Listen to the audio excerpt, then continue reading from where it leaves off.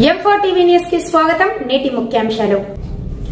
M4 TV news ప్రేక్షకులకు నిజాయితీగా, నిర్భయంగా ఎప్పటికప్పుడు తాజా కబుర్లు, భక్తి గీతాలు m4tvnews.com వెబ్సైట్ యాప్ లో ప్రచురితం, ప్రత్యేక ప్రసారం చేస్తుంది. వార్తలు, ప్రకటనల కోసం సంప్రదించవలసిన సెల్ ఫోన్ నెంబర్లు 9666665026 9014163335.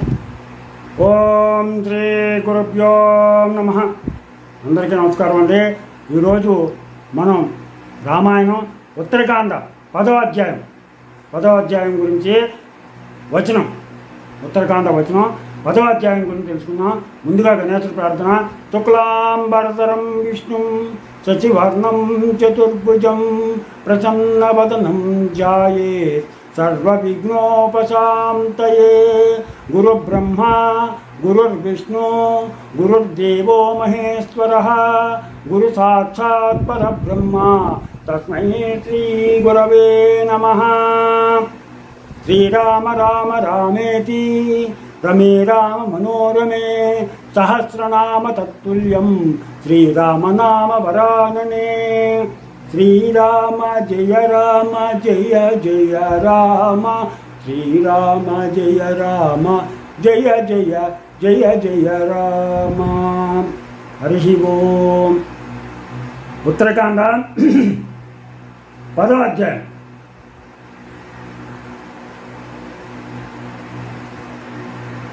అలాగా అగస్త్యమని చెప్పగా విని, ఈ విధంగా అగస్త్యమని చెప్తుంటే శ్రీరాముడు వింటున్నాడు.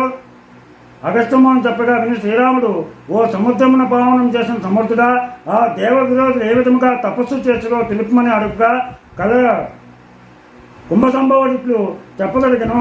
ధర్మ మార్గము తప్పకుండా కుంభకర్ణుడు అతి ఘోరమైన విధముగా మండు టెండయందు పంచాగ్నుల మధ్యమునందును వానాకాలమున జడి వానలయందును మంచు కురియు శీతాకాలమున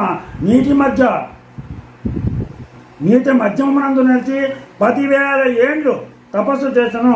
విభీషణుడు గొప్ప ధర్మ మార్గమున ఒంటిపాదమున నేలపై నిలబడి 5,000 ఏండ్లు తపస్సు చేసి తిరిగి అంతకాలమే సూర్యుని ఎదుటి నుంచి వేద మార్గమున దృఢమైన మనస్సుతో ఆకాశమునకు చేతులు జాచి ముఖము పైకెత్తి మోహమును విడిచి నందనవనమున దేవుని వలె తపస్సు చేసిన 5,000 సంవత్సరాలు. ఇట్లు చేయుచున్న అతనిపై పుష్ప వర్షము కురిసను. అంత దేవతలు కలత చెంది భయపడుతుండగా దశకంఠుడు వట్టి ఉపవాసముతో 10,000 ఏండ్లు తపస్సు చేసను. 1000 సంవత్సరముల గడువగా తన తలనొక దాన్ని కోసి అగ్నియందు హోమం చేసను. ఇట్లు 1000 సంవత్సరములకు ఒకటి చొప్పున 9 తలలను బ్రహ్మదేవుని కూర్చి అగ్నికి ఆహుతి చేసను. 10,000 సంవత్సరము పూర్తి అయిన వెంటనే 10వ తలను నరికి హోమం చేయుచున్న అంత దేవతలతో కూడి ఈ సరస్వతీపతి వాని వద్దకు వచ్చి, ఓ దశకంఠ, నీ తపస్సునకు మెచ్చితిని. వచ్చా, నీ ఇష్టమును చెప్పుము. నీ శ్రమను నువ్వు పడ్డ శ్రమను ఫలించేటట్లుగా చేస్తాను. నీకేం కావాలో కోరుకో అని చెప్పేసి అడిగేపటికి రావణుడు సంతోషంతో సముద్రమున మనస్సు తెలియాడగా చేతులు జోడించి ఇట్లను, ఓ వనజాసన, వరద, భక్తవత్సల, దేవ, జీవునకు మరణమయము కాక ఇంకా ఏ భయమును లేదు కదా. ఎల్లప్పుడూ జీవునకు మృత్యువుతో సమానమైన విరోధి లేడుగాన అమరత్వము ఇయ్యి అని బ్రహ్మను అడిగేటప్పటికి అప్పుడు బ్రహ్మ దశగ్రీవ, ఎవ్వరికైనాను అమరత్వము వసుకుటకు సత్యమా?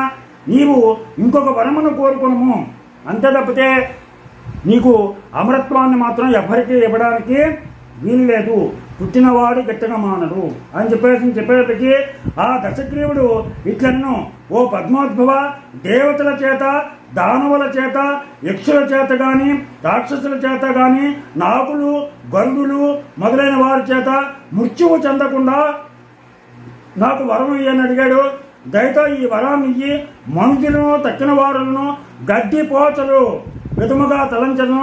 అందుకని వాళ్ళతో భయం లేదు అని చెప్పేసి అడిగేటప్పటికి వారిని నేను లెక్క చేయలేము అనగా బ్రహ్మ ఆ వరమును ఇచ్చి తిరిగి ఇట్లనెను, దశగ్రీవ నీ యందు సంప్రీతుడనైతిని నీకు ఇంకొక మేలు కలుగజేసేదను. నీవు హోమము చేసిన తలలు ఎప్పటి అట్లు నీవు తిరిగి పొందదువు కాక. నువ్వు 9 తలల్ని నరికి హోమం చేశావు కాబట్టి మళ్ళా నీకు నీ 9 తలలు నీకు ఇచ్చేస్తున్నాను. ఈరోజు నుంచి మళ్ళా 10 తలలతో దర్శకంతుడుగా ఉంటావు.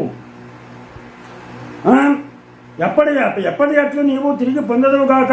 ఇంకను నీవు ఏ రూపమును ధరించుకోతే ఆ రూపమును నా వరబలముచే పొందగలవు అని చెప్పుతుండగా ఆ రాక్షసుడు లోకములన్నీ చూపుతుండగా అగ్నియందు హోమము చేసిన 9 శిరస్సులను అందరినూ ఔరా అనుతుండగా వెనువెంటనే మొల్చెను. తరువాత బ్రహ్మ విభీషణను చేరి, విభీషణ, నీవు ధర్మబుద్ధి గలవాడొకచే నిన్ను మెచ్చుతుని. ఓ ధర్మశీల, నీ కోరిక ఎరింగింపుము, తప్పక ఇచ్చెదను అనగానే దేవతలచే నటింపబడిన వాడకు విభీషణుడు తొందరగా చేతులు జోడించి ఇట్లనెను. లోకగురుండతో తనంతా తాను తనకెదురుగా నిలిచి మెచ్చితినని పలికనట. ఇంతకంటే వేరే శుభము కలదా? అయినను ఇచ్చదనంటుగాన గొప్ప ఆపదలు కలిగిన సమయమునందైనను మనస్సు చెలింపక ఎప్పుడూ ధర్మమునందే నిలుచుగాక. నా మనస్సు చెలించకుండా ఎప్పుడూ ధర్మమునందే ఉండాలి. ఈ వరాన్ని నాకు ఇమ్మని చెప్పేసనే అడిగాడు. ఎవరినూ నేరబట్టియే బ్రహ్మాస్త్రము నా కలవడను కాక. ఎవ్వరో కానీ నాకు నేర్పకుండానే బ్రహ్మాస్త్రం నాకు రావాలి. ఏ ఆశ్రమున ఏ బుద్ధి పుట్టినో ఓ ఈశ్వర అది ధర్మమునందే నడుచుగాక. ఇట్లు వరములచ్చితివేని నేను సంతోషించుతును అని చెప్పేసి అడిగాడు. వాణినాథ, శ్రేష్ఠ ధర్మమునందు నడుచువారికి దుష్కర్మం ఎందునూ లేదు కదా అనగా బ్రహ్మ ఇట్లను. ఓ సుకృతాత్మ, నీవు కోరిన 2 వరాలని ఇచ్చాను. నీవు రాక్షస కులమందు పుట్టినను నీవు ధర్మమునందు ఆసక్తి కలవాడవు కాన నీకు సాటులేని శుభము కలుగజేసదను. నీకు ఆనందము కలుగునట్లు అమరత్వమునిచ్చుతుని అని పలికి బ్రహ్మ వేగముగా కుంభకర్ణుడి దగ్గరికి వెళ్ళాడు. అట్లు వెళుతుండగా దేవతలు ఓ విధాత, దేవహిత, వీనికి వరములు ఇయ్యరాదు. వీడు దేవతా విరోధి, అమిత శూరుడు, లోక భయంకరుడు, 7 అప్సరసులను మింగెను. నందనవనమందు ఇంద్రుని చావకులకు దేవతలను 10 మందిని చంపెను. క్రూరుడై శ్రేష్ఠులైన మునులను సంహరించను. ఏ వరములు లేనప్పుడే ఈ విధముగా కలుషాత్ముడై లోకములకు భయము కలుగుతున్నాడో ఇంక నువ్వు వరములు ఇచ్చినట్లయితే ఇంకా ఎంత బాధ పెడతాడో. అందుకని నువ్వు వరములు ఇవ్వద్దు దేవా. నీవు కనుక వరములు ఇచ్చినచో వెంటనే లోకములన్నింటినీ తన నోట వేసుకోడా. అందుచే ఏ విధముగా నిన్ను దయతో వానికి మతిమరుపు వచ్చినట్లు చేసినచో జగత్ కళ్యాణము కలుగును. అందుకని వాడికి మతిమరుపు వచ్చేటట్టుగా చెయ్యి అని చెప్పేటని దేవతలు ప్రార్థించేపటికి దేవా అని ప్రార్థింపగా అంత బ్రహ్మ తన భార్యకు సరస్వతిని తలిచాడు. ఆ సరస్వతిని తలిచిన వెంటనే ఆమె చేతులు జోడించి నిలిచి నెమ్మదితో నేను చేయదగిన కార్యం ఏది అని అడుగగా బ్రహ్మ ఇట్లు చెప్పను. ఓ దేవి, ఈ రాక్షసుని నోటియందు నీవు ఉండి వరములు కోరు సమయమున దేవతల కోరికను నెరవేర్చమని చెప్పగా భారతీదేవి వేగముగా వెళ్ళి రాక్షసుని నోటియందు నిలిచెను. తర్వాత బ్రహ్మ కుంభకర్ణుని సమీపంలోకి నీ మనస్సునందున కోరికను చెప్పమనగా వాడు చాలా ఏండ్లు నిద్ర కోరుకొనెను. నిత్యత్వం అనబోయి నిద్రాత్వం అన్నాడు. నిత్యత్వం అనబోయి నిద్రాత్వం అన్నాడు. దాంతో వాడు ఎప్పుడు కూడా నిద్రపోతూ ఉంటాడు. సరే అట్లే ఎక్కువగా అని చెప్పి బ్రహ్మ దేవతలతో కూడి తన నివాసమునికి ఎక్కము. ఎందుకంటే సరస్వతీదేవి నోటి మీద ఉండటం వల్ల వాడు నిత్యత్వము అని కోల్పోయి నిద్రాత్వము అని చెప్పేసి కోరుకున్నాడు. దాంతో వాడు ఎప్పుడూ కూడా పడుకునే ఉంటాడు.